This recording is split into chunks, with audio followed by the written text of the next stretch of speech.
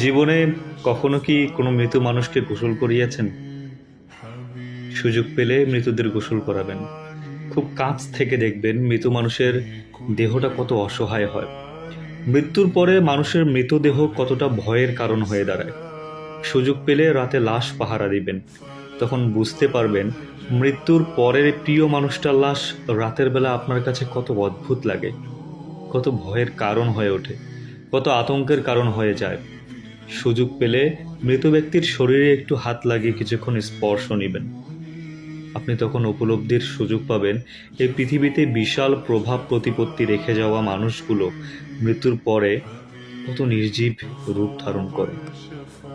সুযোগ পেলে আপনজনদের লাশ কবরে নামাবেন খুব আগ্রহ নিয়ে। শেষবারের মতো মৃতদেহের মুখটি দেখার চেষ্টা করবেন এবং বরাবর উপলব্ধির চেষ্টা করবেন এই মৃতদেহের সাথে অনন্তকালের যাত্রার পথে এটাই আপনার জীবনের শেষ দেখা।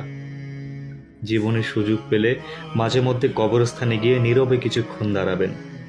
এরপর মনে মনে চিন্তা করবেন জীবনের লাভ ক্ষতির হিসাবে এই মৃত মানুষগুলো এই পৃথিবীতে কি করে গেছেন, কাদের রেখে গেছেন। যাদের রেখে গেছেন তারা কি কখনো এই মৃত মানুষগুলোকে স্মরণ করার জন্য কবরস্থানের আশেপাশে আসে? আমাদের সবার শরীরেই কম বেশি রক্তকণা আছে। এ কথা চিরোত্তর সত্য যে আমাদের শরীরের প্রতিটি রক্তকণা শরীরে খুবই গুরুত্বপূর্ণ বহন করে।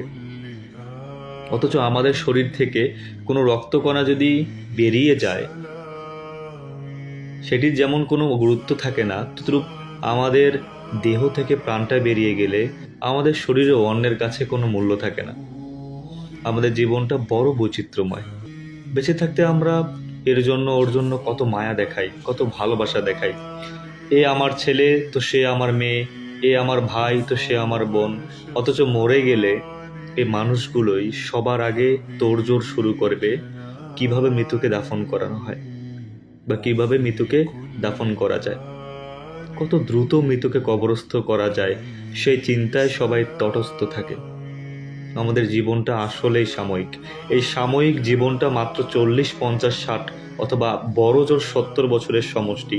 অথচ এই জীবনে আমরা কখনো মৃত্যুর কথা না ভেবে কিভাবে অঢেল সম্পদ অর্জন করা যায় সেই চিন্তায় সর্বদা বিভোর থাকি।